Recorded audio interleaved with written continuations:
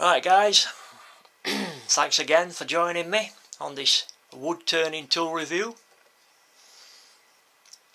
On this video we're going to have a look at some Robert Sorby tools, mainly the hollowers. I think you'll probably be familiar with this particular tool. They are quite popular. It's the Robert Sorby swan-necked hollower. It takes the interchangeable tips. They work really well. They've got a flat underside which keeps the tip at the correct angle. This is the small one. I do actually, just show you, I do have the bigger one, but at the moment the bigger one has got it comes with two cutters, by the way. It comes with the actually it comes with three cutters. It comes with the, let me just put the big one down. It comes with the rounded tip, like so. It comes with a square ended tip that is very aggressive at cutting, and they also come with a round scraper tip as well. And the round scraper works really well inside hollow forms, really does. Smooths them out no end. Brilliant, gets rid of the ridges and whatnot that's left when you've done hollowing. You put that inside and it really will smooth out, even in some vases it works, you know, deep vases. It's a good tool. Not cheap. Robert Sorby don't really make anything that's cheap, but what they do make is decent quality. As I said, this big one, it's flat again, but because it's so big and chunky, it's still got its strength there. They're a good tool. I do use them quite often. In fact, when I first started turning, these were some of the first tools I bought, and up until about 2, maybe 3 years ago, these were the only ones that I used for hollowing. We'll move on to the next ones, which is basically a straight version of what we've just been looking at. These are a very adaptable tool. Again, rounded on top, flat on bottom. Very, very adaptable tool. Interchangeable tips. You've got the round-ended one here. They do a square-ended one, which is, sorry, as you can see, round-ended one.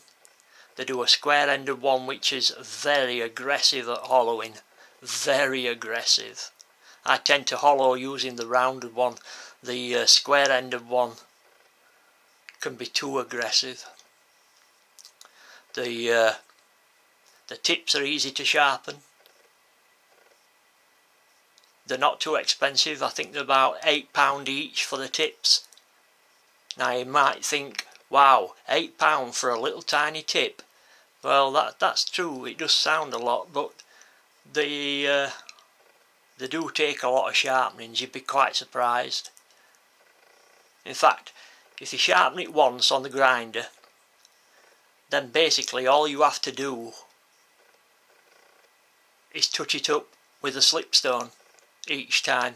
When it gets dull, just use a slipstone in an upward motion just to bring that hook back onto the edge, and it'll start cutting again. This one comes also with the round scraper as well. Very adaptable tool. They do a smaller one. As you can see, that's the smaller one. This is ideal for doing small hollow, well, not hollow forms, but certainly vases, and gets inside nooks and crannies and whatnot. Even on large turnings you can use one of these. You know, they do have, they're not just for hollowing, you can use them for other things. I think a lot of people don't realise that. Just because they're called hollowers doesn't mean you can't use them for other things. They're very, very adaptable tools. Highly recommend these. If you're just getting into turning, I would recommend these as being on your shopping list. Especially the bigger one. Get the bigger one first.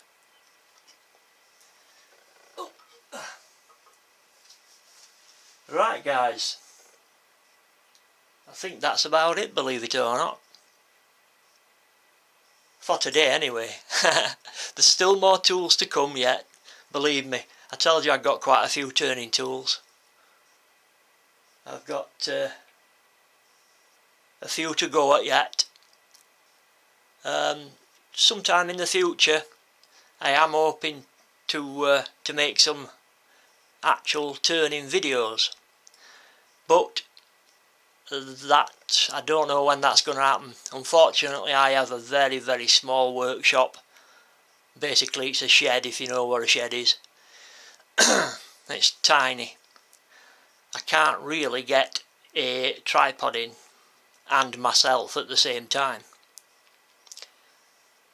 So I'm either going to have to jerry-rig some contraption that enables me to take video of me turning, or wait until the summer arrives and hopefully it stops raining in the UK and put the tripod in the doorway and zoom in on the turning. But I do hope to be making some videos of me turning, and I hope you'll stick around and watch some of those. You might learn something, and hopefully if you do feel like commenting, that's your way of learning me something. Please don't think that I know it all. Far from it. If you know something, please let me know. You never ever stop learning wood turning. I've spoke with wood turners and read in magazines of wood turners that's been 80 and 90 year old, and they've admitted that they're still learning. You know, I read about one chap, he'd been turning since he was 16.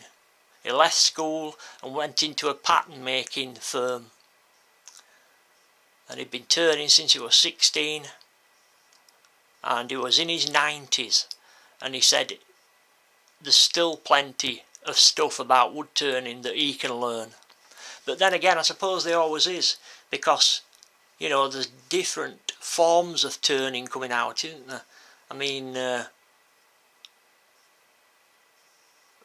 ball turning, you know, artistic turning, let's say, not ball turning. Artistic turning now is starting to get pace on, whereas 10, 15 years ago, where did you see artistic wood turning? Very rarely saw any, but it's gathering pace. So please, anyway, the comments are there for you to educate me as much as maybe I can educate you or help you. Maybe you can help me out. Please feel free to comment, and if you like the video, slap a thumbs up for me, please. I would appreciate it. Right guys, I'll let you get off, do whatever you're doing, and I hope you'll watch some of my other videos. There should be plenty for you to go at.